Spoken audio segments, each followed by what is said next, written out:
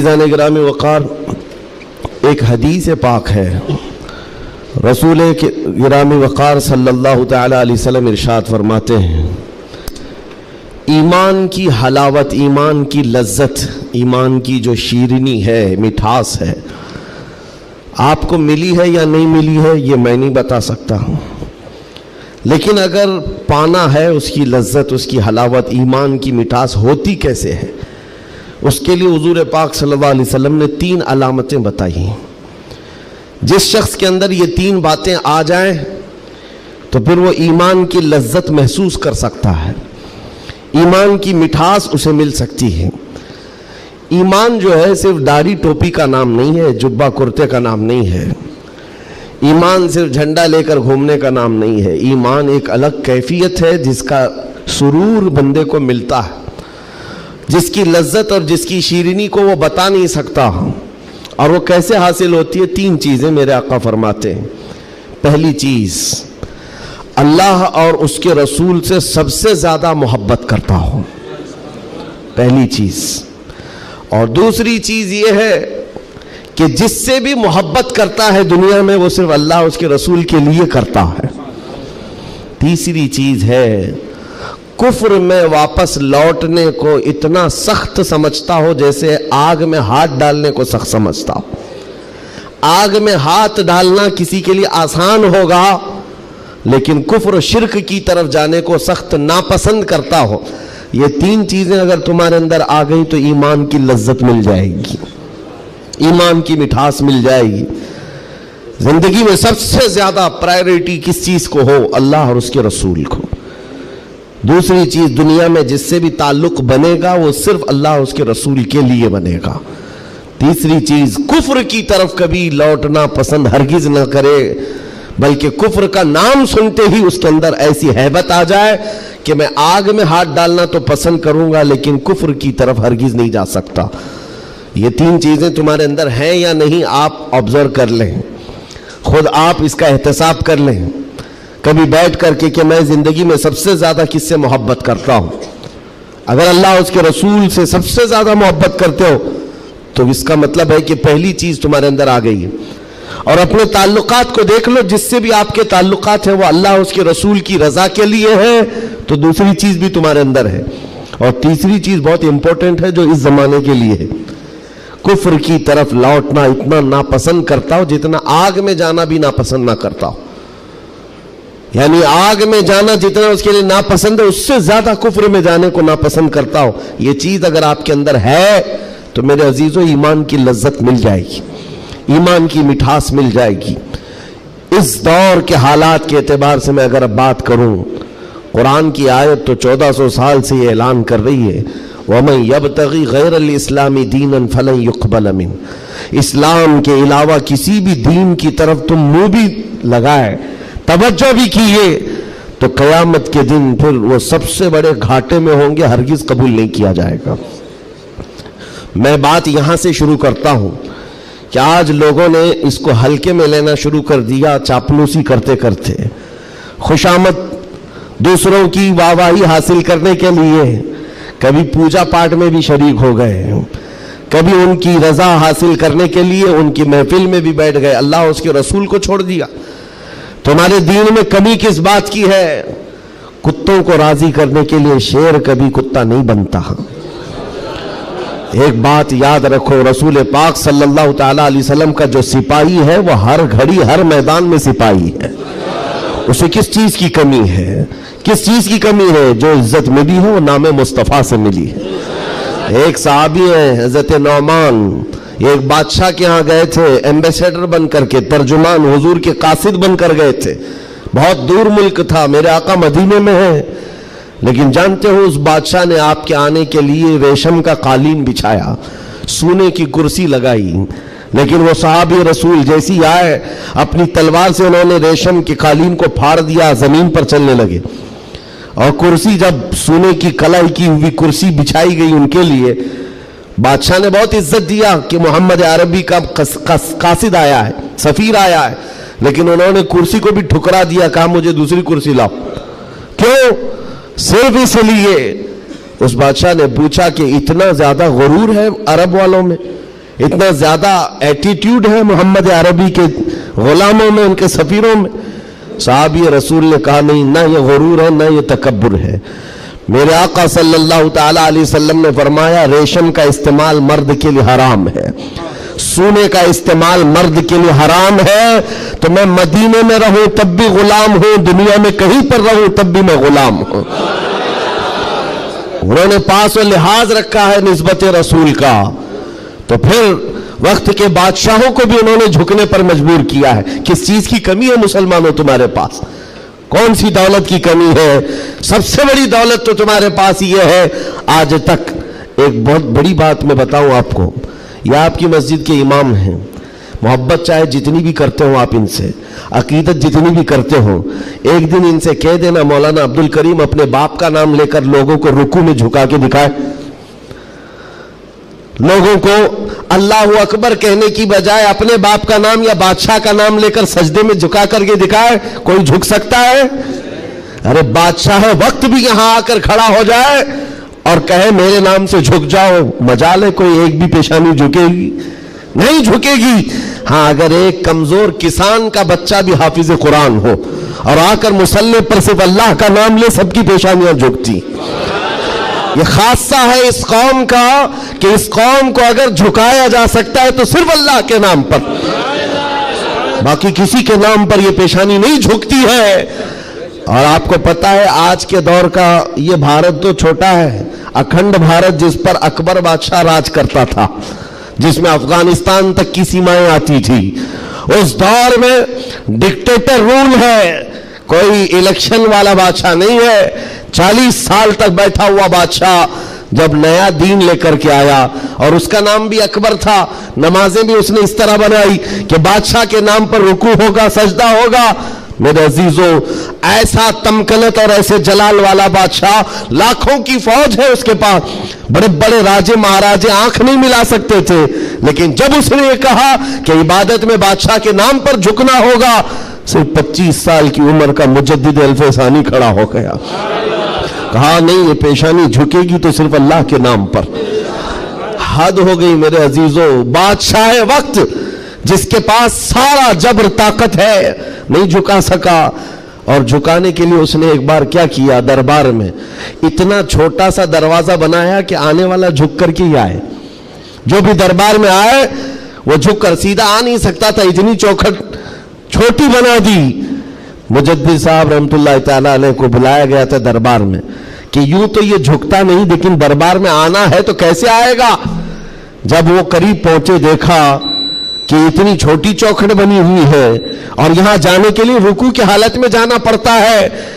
وہ اللہ رب العزت کا ایسا بندہ، رسول پاک کا سپاہی، اپنے دین کا محافظ، دیکھتا ہے جانا ہے ٹھیک ہے جائیں گے، لیکن جس وقت داخل ہونا تھا وہ نہ جھکے، نہ ہی رکوع کیا، نہ ہی پیشانی جھکائی، پہلے پیر اندر ڈال دیا، پیر اندر ڈال دیا. جیسے سامنے لوگوں نے دیکھا کہ لوگ پیشانی پہلے اندر ڈال کر کے آتے تھے، اور یہ عالم دین ہے کہ پیر اندر ڈال کر کے آ رہا ہے.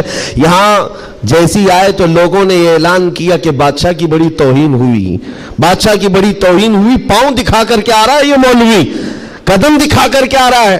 آپ نے کہا بادشاہ کی توہین میں نے نہیں کی، بادشاہ نے خود اپنی توہین کروائی ہے، اسے خود پیر پسند تھے اس لیے دروازہ چھوٹا کیا. عزیزان گرامی وقار، تمہارے پاس کس چیز کی کمی ہے؟ اللہ تعالیٰ نے یہ خصوصیت عطا کی ہے، یہ پیشانی کبھی کسی غیر کے سامنے نہیں جھکتی ہے، نہیں جھکتی ہے. کروڑوں کے سامنے تھوڑی طاقت و قوت کی پوجا کرنے والی یہ قوم نہیں ہے. آج ان کے پاس طاقت آئی تو ان کی پوجا کریں گے، ان کے پاس آئی تو ان کی پوجا کریں گے. قوم مسلم صرف اور صرف اللہ وحدہ لا شریک کی عبادت کرتی ہے. ہم رسول پاک سے بے پناہ محبت کرتے ہیں لیکن عبادت نہیں کرتے رسول کی بھی. حضور پاک صلی اللہ علیہ وسلم کے دربار میں بھی عبادت نہیں کرتے، تعظیم ہے، عبادت صرف اللہ کی کرتے ہیں. یہ خاصہ کم ہے، اسی بات سے تو پوری دنیا کو کڑن ہے اور جلن ہے کہ یہ دنیا میں ایک واحد قوم ایسی ہے. مجھے بتاؤ، ان سب کو جھکنے کے لیے مورتیاں دیکھنا پڑتا ہے. ہاں، عبادت کرنے کے لیے اپنے اپنے خداؤں کی صورت اور مورت بنائی ہوئی ہے. پوری دنیا میں کروڑوں مسجدیں ہوں گی، کسی بھی مسجد میں خدا کی کوئی تصویر ہے؟ کہیں کوئی تصویر بنائی گئی ہے اللہ کی کہ اسے دیکھنا ہوگا پھر جھکنا ہوگا. عیسائی ہوں کہ یہودی ہوں کہ ہندو ہوں کہ کوئی بھی قوم ہو, سبوں نے کچھ نہ کچھ مورت بنائی ہے. صرف یہ تنہا قوم ہے جو بنا دیکھے اللہ کی بارگاہ میں سجدہ کرتی. یؤمنون بالغیب, اللہ نے تعریف میں فرمایا ہے یہ غیب پر ایمان لانے والی جماعت ہے, اور جس کا ایمان ہی اتنا مضبوط ہے خدا کو دیکھا کبھی نہیں اور جھکتے ہیں. آج تک امام صاحب کے پیجامے کو لے کر سوالات ہوتے رہے, امام صاحب کے آنے جانے کو لے کر سوالات ہوتے رہے. کوئی ایک بندہ بھی مجھے بتاؤ آ کر امام صاحب سے کہتا ہے ہر دن آپ جھکاتے ہیں کبھی اللہ کو دکھاتے کیوں نہیں؟ کوئی نہیں پوچھتا. ہر ایک کو پتا ہے ہمارا ایمان ہی ہے غیب پر ایمان لانے والی قوم. عزیزان گرامی وقار, اب میں آگے بات کرتا ہوں. جب اتنی خصوصیات تمہارے پاس ہے تو پھر اگر چہرہ کسی اور کی طرف جائے تو میں سمجھتا ہوں دنیا کا بدترین آدمی ہے, بد نصیب آدمی ہے, جس کو اللہ نے سب سے بڑی نعمت دی تھی اور وہ ٹھکرا کر کے دوسروں کی جھولی میں چلا گیا. اسی لیے قرآن کہتا ہے وَمَن يَبْتَغِ غَيْرَ الْإِسْلَامِ دِينًا فَلَن يُقْبَلَ مِنْهُ, جو اسلام کے علاوہ کسی دوسرے دین کی طرف پھر گیا قیامت کے دن ہرگز اسے قبول نہیں کیا جائے گا. وَهُوَ فِي الْآخِرَةِ مِنَ الْخَاسِرِينَ, وہ آخرت میں بہت بڑے گھاٹے میں ہوگا. میں ایک مثال دیتا ہوں آپ کو. ایک جو گھٹنا گھٹی ہے, ایک حادثہ, مکہ مکرمہ کا ایک حادثہ جو لکھا ہوا ہے کتابوں میں. قبرستان میں ایک وہاں پر جب کسی کا انتقال ہوا, ایک صاحب ہیں وہ حاجی ہیں, وہ کہتے ہیں کہ جب قبرستان میں ہم گئے تو دفن کرنے کے لیے قبر میں قبرستان کی ساری چیزیں بھری ہوئی تھی, تو لوگوں نے ایک قبر بتائی. ایک حاجی صاحب کا انتقال ہوا تھا, کہا کہ ان کو اسی قبر میں دفن کرنا ہے. لوگوں نے کہا یہاں ایک عالم دین کی قبر ہے. اب مکہ مکرمہ کے قبر ایسے ہیں کہ 6 مہینے سال بھر کے بعد کھل جاتے ہیں, اور ممبئی والوں کو سمجھانے کے لیے آسان بھی ہے کہ یہاں پہ بھی کھول دی جاتی ہیں, جگہ کی قلت ہے. تو جب دفن کرنے کے لیے اس عالم دین کی قبر کھولی گئی تو وہاں وہ عالم دین نہیں ہے, وہ ایک جوان لڑکی سوئی ہوئی ہے, ایک نوجوان لڑکی ہے. تو جو جنازے میں آئے ہوئے تھے ان میں ایک حاجی نے کہا میں تو اس لڑکی کو پہچانتا ہوں, یہ عرب کی نہیں, یہ مکہ کی نہیں, یہ فرانس کی رہنے والی اور کرسچن لڑکی ہے, یہ عیسائی لڑکی ہے. کہا یہ کیسے ہو سکتا ہے, ناممکن ہے. گھر سارے لوگوں کو جو خبر تھی وہ ایک اچھے عالم دین کی قبر تھی, یہاں ایک دوسری لڑکی کیسے دفن ہے. تو یہ ہنگامہ ہوا, بات پھیل گئی. اس کے بعد تحقیق کرنے لگے, جو علماء تک بات گئی تو علماء نے کہا کہ اگر یہ جو بندہ کہہ رہا ہے کہ یہ فرانس کی رہنے والی, یورپ کی رہنے والی لڑکی یہاں پر ہے, تو معلوم کرتے ہیں کہ وہاں حقیقت میں یہ لڑکی, اس کی شکل. تو کچھ لوگ ایک وفد کی شکل میں یورپ گئے ہیں اس حاجی صاحب کے ساتھ, جنہوں نے یہ پتہ بتایا تھا یہ لڑکی کو میں جانتا ہوں. جا کر کے اس کے گھر معلوم کیا کہ کیا تمہارے گھر میں فلاں فلاں شکل کی یہ لڑکی تھی. کہا ہاں انتقال ہوا تھا, چند ہی مہینے ہوئے انتقال ہوا ہے. کہا کیا کیا تم نے؟ کہا ہم عیسائی رسم و رواج کے اعتبار سے اپنے قبرستان میں دفن کیا ہے, ہم کرسچن ہیں, عیسائی رسم و رواج سے ہم نے دفن کیا. تو جو گیا تھا وفد اس نے پوچھا کہ کچھ اس کی عجیب چیزیں تھی. تو لوگوں نے کہا کہ ہاں ایک چیز تھی, ہمیں اندازہ ہو گیا تھا کہ وہ اسلام لا چکی تھی, ہم نے اس کو مارا توڑا بہت کچھ کیا ہے. تو پھر یہ بات خبر پھیلی اس لڑکی کے اسلام لانے کی, تو مقامی علماء کو پوچھا گیا. ایک عالم دین نے کہا ہاں وہ لڑکی دل و جان سے اسلام کو قبول کرتی تھی اور پیارے حبیب صلی اللہ علیہ وسلم سے بے پناہ محبت کرتی تھی, اور گھر والوں کے ظلم و ستم کو سہ نہ سکی, جان دے گئی اور مر گئی. لیکن ہم مجبور تھے, گھر والوں سے ہم کچھ نہیں کر سکتے تھے. لیکن اس لڑکی نے ایک مرتبہ کہا تھا کہ میرے مرنے کے بعد میرے آخری رسم و رواج اسلام کے مطابق ہو, ہم نہیں کر سکے کیونکہ خفیہ طور پر وہ مسلمان تھی, ہم ایکشن نہیں لے سکتے تھے. اور ہمیں اس بات کا افسوس ہے کہ اسے عیسائی قبرستان میں دفن کر دیا گیا. سنو حیرت کی بات ہے, لوگ ایک بہت عجیب عجیب اچھمبے میں پڑتے جا رہے ہیں, نئی نئی باتیں کھلتی جا رہی. تو اس کے بعد یہ فیصلہ ہوا کہ آئے ہوئے وفد نے اور گھر والوں کو اطلاع دے کر کے کہ ہم چلتے ہیں جس قبرستان میں آپ نے اپنی بیٹی کو دفن کیا ہے, ہم جا کر کے دیکھنا چاہتے ہیں وہاں. ہاں تو عیسائی قبرستان میں بڑی مشکل سے انہوں نے کہا کہ ٹھیک ہے. قبر کھولی گئی تو وہاں وہ عالم دین سویا ہوا جس کو مکہ میں دفن کیا گیا تھا. اب حیرت کی انتہا اور ہو گئی. اس عیسائی قبرستان میں کیا لینا دینا؟ یہ آیا کیسے؟ یہاں پہنچا کیسے؟ میرے عزیزو، یہ بات اگر لکھی ہوئی نہ ہوتی تو میں کبھی نہیں کہتا. اور جب اور حیرت بڑھ گئی، وہ وفد علماء کا واپس آیا، کہا کہ اس راز کو ہم معلوم کرتے ہیں اس عالم کے گھر سے ہی. ایک بات تو سمجھ میں آ گئی کہ لڑکی مسلمان ہو گئی تھی اور اسلام سے بے پناہ محبت تھی. اللہ کا کرم ہوا، ہو سکتا ہے اسے کفرستان سے نکال کر مولا تعالی ایمان والوں کے بیچ میں، اولیاء اور صحابہ کے بیچ میں دفن کر دیا. فرشتوں نے اس کو منتقل کر دیا. یہ ممکن ہے، یہ ممکن ہے. لیکن اس کے ساتھ کیا ہوا ہے؟ یہ مسلمانوں کے قبرستان سے کرسچن اور عیسائیوں میں کیسے آ گیا؟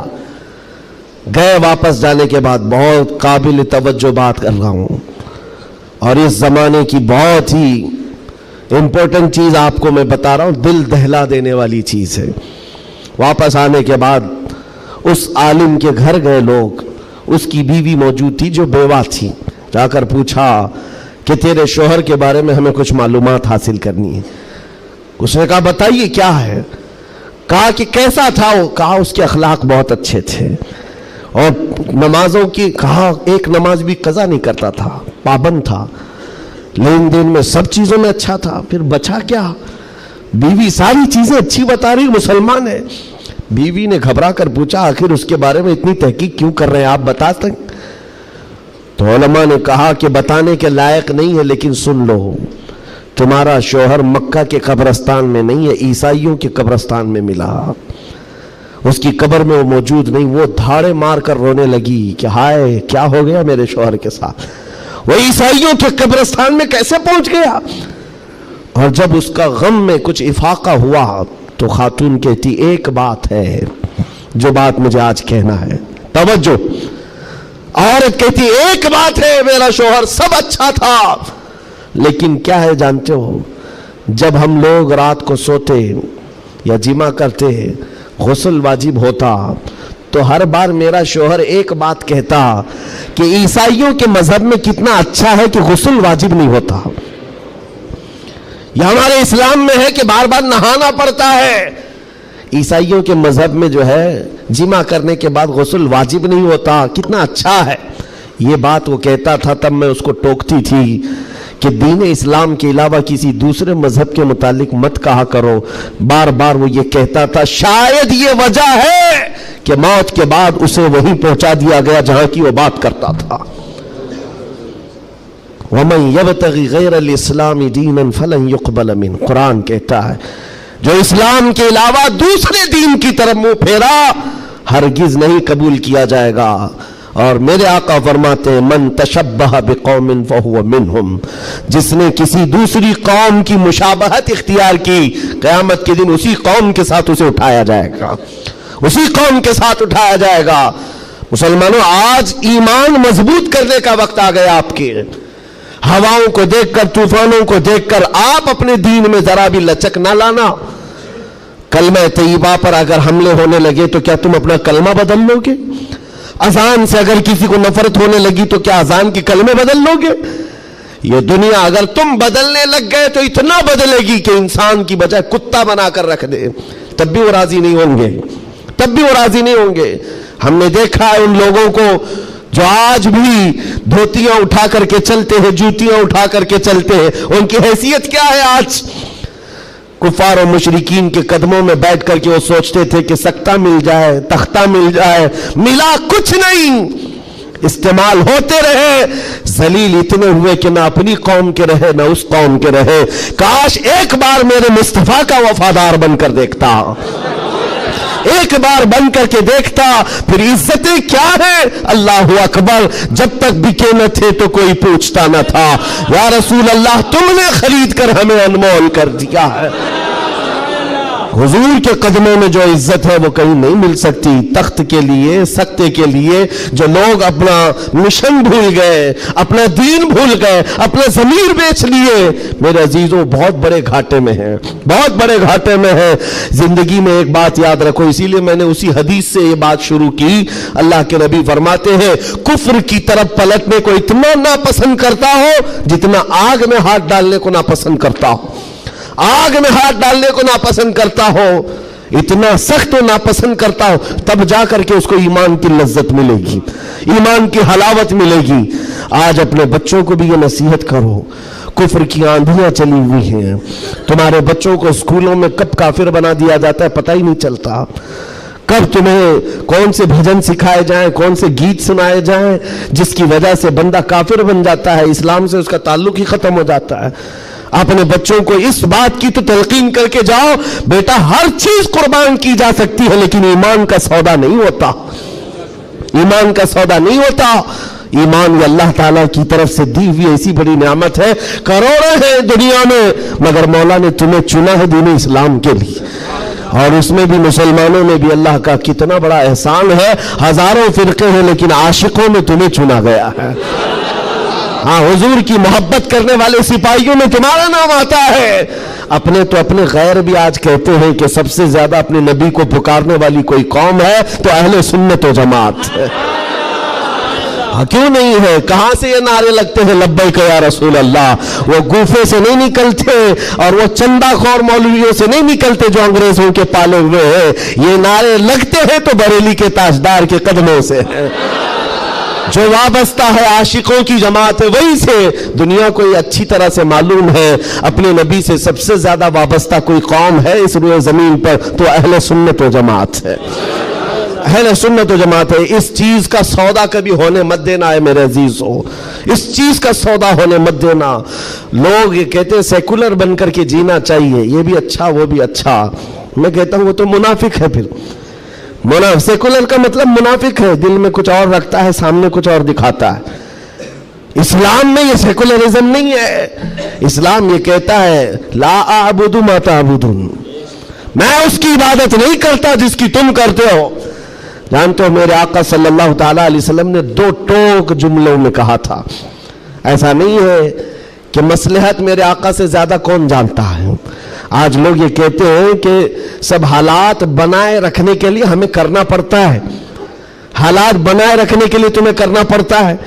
ये कैसी बात हुई? ये वो लोग हैं जो हालात बनाए रखने के लिए अपनी माँ और बहनों की इज्जत भी दांव पर लगा देंगे। जब दरिंदा कोई डाकू उसको खुश करना हो तो क्या तुम अपनी औरतों का सौदा कर सकते हो? गैरत मर गई होगी ऐसे बंदे की। हुजूर पाक के पास मुशरिकीन आए, ये आपको मैं बता देता हूं। कुल या अय्युहल काफिरून ला अअबुदु मा ताबुदून, ये सूरह पढ़ते हैं कि नहीं पढ़ते नमाज में? कब नाजिल हुई थी आपको बता दूं, ये सूरह कब नाजिल हुई? हुजूर पाक सल्लल्लाहु अलैहि वसल्लम के पास मुशरिकीन मक्का आए और कहा, ए मोहम्मद सल्लल्लाहु अलैहि वसल्लम, एक काम करें, आप हमारे खुदाओं को बुरा भला मत कहिए, हम आपके दीन में आ जाएंगे, इस्लाम पर हम भी थोड़ा थोड़ा अमल करेंगे, लेकिन जिनकी हम पूजा करते हैं ना, इबादत करते हैं, उनको कुछ मत कहिए। हुजूर पाक ने फरमाया, जो शिर्क है मैं उसको शिर्क कहूंगा। अल्लाह के सिवा कोई दूसरे की इबादत है ही नहीं, और इस बात का मैं ऐलान करूंगा, हुजूर आए ही है शिर्क को खत्म करने। हुजूर ने फरमाया ये नहीं हो सकता। तो फिर ऑप्शन दूसरा मुशरिकीन की तरफ से कहा, एक काम करते हैं, एक साल आप हमारे खुदाओं की इबादत करें, एक साल हम आपके खुदा की इबादत करेंगे। हाँ, आधा आधा करेंगे। आज बहुत सारे लोग अगर ये करने की कोशिश कर रहे हो तो सुन ले, आधा आधा करेंगे, हम भी आपके यहाँ जाएंगे, आप भी हमारे यहाँ आएंगे। हुजूर पाक सल्लल्लाहु ताला अलैहि वसल्लम ने फरमाया, हरगिज नहीं हो सकता।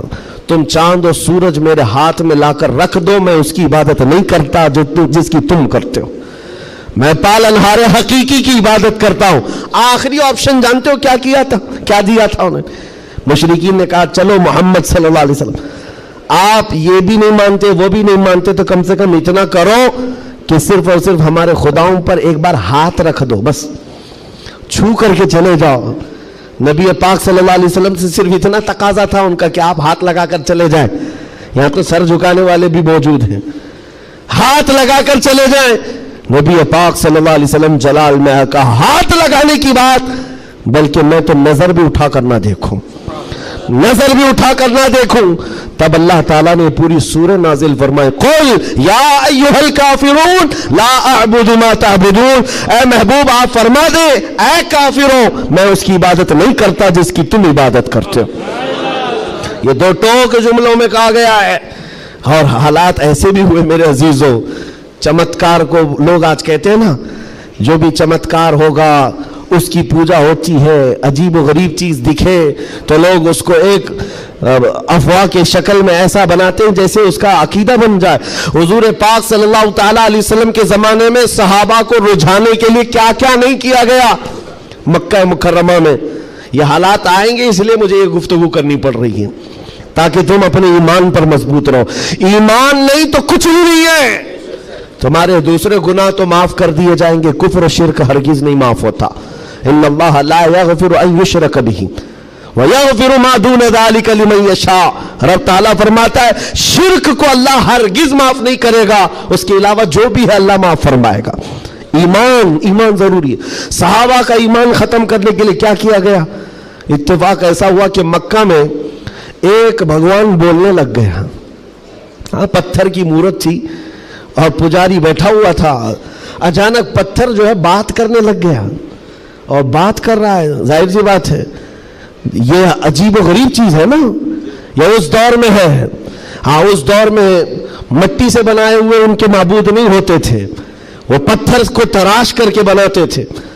اور میں کہہ رہا ہوں حقیقت میں بول رہا تھا، ایسے نہیں ہے کہ ادھر سے دودھ پلا رہے ادھر سے پانی نکل رہا ہو، وہ والا سسٹم نہیں ہے، بلکہ حقیقت میں پتھر بات کر رہا تھا تب۔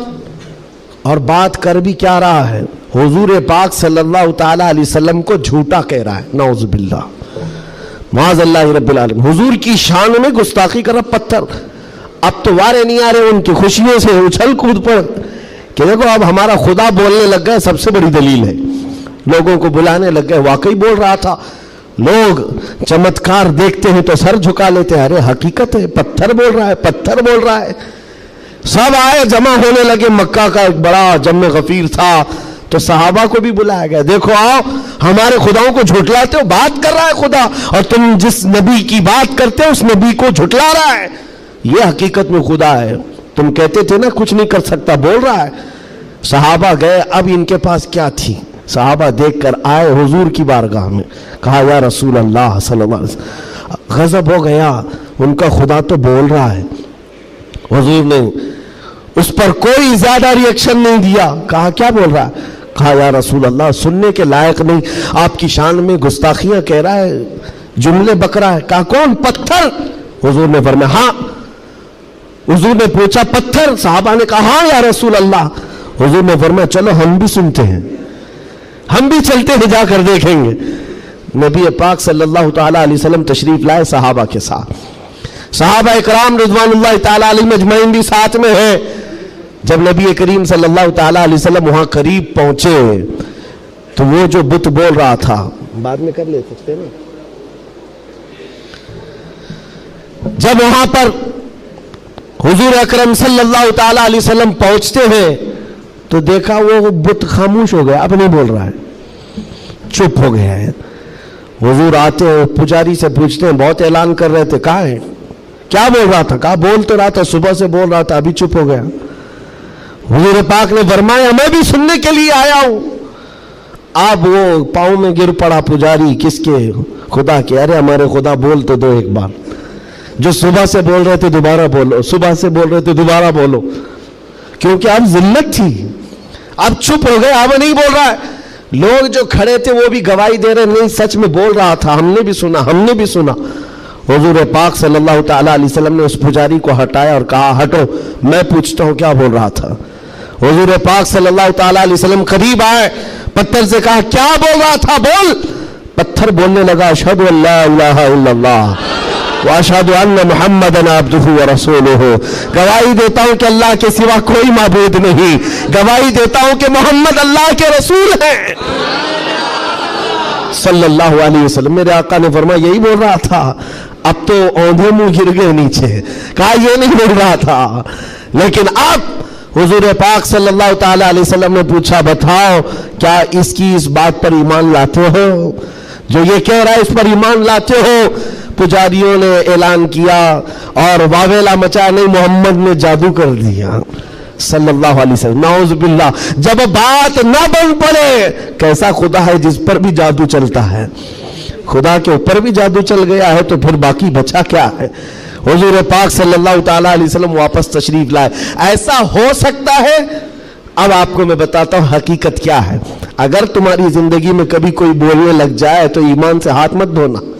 ہاں، کوئی جھاڑ بھی بولنے لگ جائے، درخت بول لے، پتھر بولنے لگ جائے، تو تمہیں پہلے سے میں بتا رہا ہوں ایمان سے ہاتھ مت دھونا. ہو سکتا ہے یہ چیزیں اب تو کرنٹ کا زمانہ ہے، بیٹری لگا کر کے کچھ بھی بولا جائے. لیکن اس دور کی بات کر رہا ہوں جب کوئی بیٹری اور سیل نہیں تھی.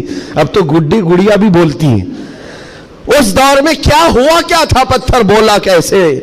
نبی پاک صلی اللہ تعالی علیہ وسلم واپس تشریف لے جا رہے تھے. بیچ راستے میں میرے آقا کھڑے ہو گئے. ایک صاحب آئے جنگل کی طرف سے، ان کے ہاتھوں میں تلوار تھی، خون تھا. نبی پاک صلی اللہ علیہ وسلم ان سے گفتگو کرتے رہے، پھر وہ اچانک غائب ہو گئے. پوچھا صحابہ نے کون تھے؟ حضور فرماتے ہیں وہ جنات میں سے میرے ایک صحابی ہیں، جنات میں ایمان لائے ہوئے. حضور سے پوچھا صحابہ نے کیا معاملہ ہے؟ کہا اس میرے صحابی نے خبر دی کہ ایک مشرک اور کافر جن تھا جو پتھر میں جا کر کے بول رہا تھا. پتھر میں جا کر وہ بول رہا تھا، جن کی آواز تھی اور کافروں کو لبھا رہا تھا، آپ کے خلاف بول رہا تھا. اور ہمیں یہ خبر ملی، ہم اپنے محلے میں بیٹھے تھے، جنات کے بھی محلے ہیں، آبادیاں ہیں، سب ہیں. وہ جن صحابی کہتے مجھے خبر ملی کہ ایک گستاخ، ایک کافر پتھر میں گھس کر آپ کے خلاف بول رہا ہے. اسی وقت میں تلوار لے کر کے نکلا، اور جس وقت آیا تو اتفاق تھا کہ آپ بھی وہاں پر تشریف لائے ہوئے تھے. میں آپ کے آنے سے پہلے اس کا قتل کر چکا تھا. اور جب آپ نے فرمایا پتھر کو بول، کیا بول رہا تھا؟ تب میں نے کہا تھا اشہد ان لا الہ الا اللہ.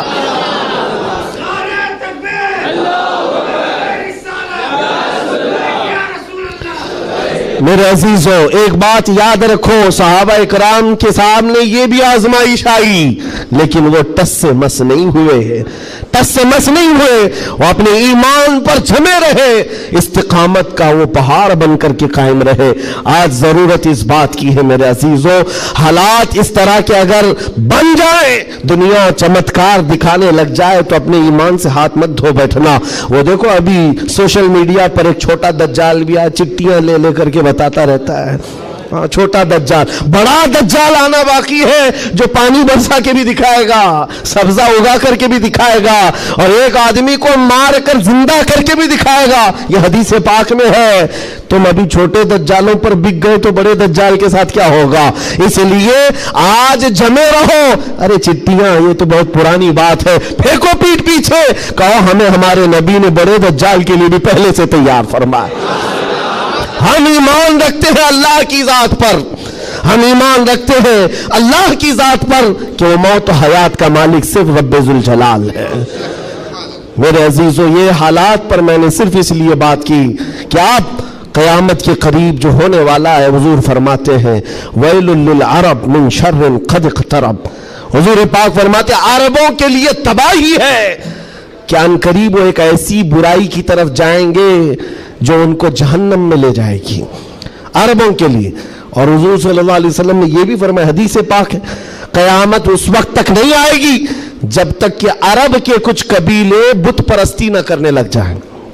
عرب میں ہوگا ہی، عرب میں بت پرستی ہونے لگ جائے گی، مشرکین وہاں پیدا ہو جائیں گے. یہ حدیث میں 1400 سال پہلے میرے آقا نے فرمایا. تو تم کبھی ان کو جبے کبوں میں دیکھ کر، پوجا پاٹ کو دیکھ کر یہ مت سمجھنا اسلام فلیکسیبل ہے، اسلام میں سب کچھ ہو سکتا ہے. وہ تو آپ نشے کے اڈے بھی کھول لیں گے اور کھول رہے ہیں. شراب پر سے پابندی ہٹا کر کے سعودی عرب میں اب شراب بیچنے پر بھی بات آ گئی. عورتوں کا حجاب ختم ہے. مشرکین کا داخلہ ممنوع تھا، لیکن اب مدینہ رسول میں بھی مشرکین کا آنا اور اس کی اجازت دے دی گئی ہے. یہ ساری قیامت کے قریب کے حالات جو حضور نے پہلے بیان فرمائے. میرے آقا نے فرمایا ہے یہ عرب اس برائی کی طرف جا رہے ہیں جو ان کو جہنم میں لے جانے والی ہے، اور قیامت سے پہلے یہ ہوگا. لیکن ان کے یہ سارے کارنامے ہمارے لیے دلیل نہیں ہے. حرم مکہ کا امام کیا کرتا ہے یہ ہمارے لیے دلیل نہیں. صدیق اکبر کیا کہتا تھا وہ ہمارے لیے دلیل ہے. فاروق اعظم کیا کہتا تھا وہ دلیل ہے. عثمان غنی اور حیدر کرار کیا کہتے تھے وہ دلیل ہے. یہ بکے ہوئے لوگ اگر منبر پر چڑھ گئے تو ان کے خد و خال دیکھ کر کے تم مت بگڑ جانا. یہاں سے حالات ایسے ہو سکتے ہیں خانہ کعبہ کے منبر پر کھڑے ہونے والا امام بھی اسرائیل کی فتح کے لیے دعا کر سکتا ہے. یہ ایمان بیچے ہوئے لوگ آ سکتے ہیں، اس لیے کہ یزید کا دور بھی آیا ہے، کرامتہ کا دور بھی آیا ہے، باطل قوتوں کا دور بھی آیا ہے جب انہوں نے کعبے کی امامت کی ہے. لیکن اہل سنت و جماعت ہمیشہ اس بات پر قائم رہے ہیں ان لوگوں سے ہمارا دین نہیں چلتا، اللہ اور اس کے رسول کی حقانیت اور قرآن سے ہمارا دین چلتا. اور ایک بات آخری، اسلام اپنا دفاع خود کرتا ہے، اسلام اپنا ڈیفینس خود کرتا ہے. کفار و مشرکین کو اگر یہ لگتا ہے کہ مسلمان سوئے ہوئے اسلام کا کچھ بھی کر لیں گے، یہ ناممکن ہے، پاسبل نہیں. ہم جیسے کروڑوں بھی سو گئے تب بھی اسلام قائم رہے گا. اسلام اپنا ڈیفنس خود کرتا ہے. کیوں؟ اس لیے کہ یہ انسانوں کا بنایا ہوا دین نہیں ہے، خلاق کائنات کا دین ہے. اور قرآن میں رب تعالیٰ نے فرمایا یریدون لیطفئوا نور اللہ بافواہہم، لوگ اپنے منہ کے پھوکوں سے اسلام کا چراغ بجھانا چاہتے ہیں اور اللہ اپنا چراغ مکمل کر کے رہے گا. وَلَوْ كَرِهَ الْكَافِرُونَ، اگرچہ کافر ناپسند کرے. اور ایک بات سن کر کے جائے، میرے رب کا وعدہ ہے قرآن پاک میں، یہ دین اسلام پوری دنیا پر غالب آ کر رہے گا، آ کر رہے گا. یہ بات میں نے کئی جگہ سٹیجوں پر کی تو کچھ لوگوں نے کہا بھی تھا جو نان مسلم ہیں، انہوں نے کہا تھا کہ یہ مولانا ایسے بیٹھ کے چلا رہا ہے، حالات دیکھتا نہیں ہے. فلسطین میں ان کے ٹکڑے ہو رہے ہیں، شام کو تباہ کر کے رکھ دیا گیا ہے، عراق میں ان کے جنازے نکلتے ہیں، افغانستان کو توڑ کر رکھ دیا گیا ہے، اور یہ مولانا چلا کر کہتا ہے اسلام پوری دنیا میں غالب آ کر رہے گا. یہ اپنا محلہ نہیں بچا پاتے، پوری دنیا کی بات کرتے ہیں. ظالموں تمہیں خبر کیا ہے؟ اسلام زندہ ہوتا ہے ہر کربلا کے بعد. تاریخ یہ بتاتی ہے اگر اسلام کو ختم ہونا ہوتا رسول اللہ کے نواسی کی شہادت کے بعد ختم ہو جاتا، علی اصغر علی اکبر کی شہادت پر ختم ہوتا. جب رسول اللہ کے گھرانے کی شہادت پر اسلام نہیں رکا، ہمارے ہزاروں کے قتل پر کبھی اسلام نہیں رک سکتا. ایک غزہ، ایک فلسطین، کیا ہزاروں غزہ تم اس زمین پر قائم کر کے دکھا دو، تب بھی میرا چیلنج ہے. اسلام تھا، اسلام ہے اور اسلام رہے گا. اسلام تھا، اسلام ہے، اسلام رہے گا. نبی پاک صلی اللہ تعالیٰ علیہ وسلم کا لایا ہوا یہ وہ حسین شجر ہے جس کی جڑیں تحت الثری میں ہے اور جس کی شاخیں اوج ثریا پر ہے. اس کے پتے کو ہلانا بھی مشکل ہے. لوگ آج یہ سمجھ کر کے بیٹھے مسلمانوں کو مارنا اس کا مطلب اسلام ختم ہونا. ایسا نہیں ہے. مسلمانوں کا قتل اسلام کا قتل نہیں ہے.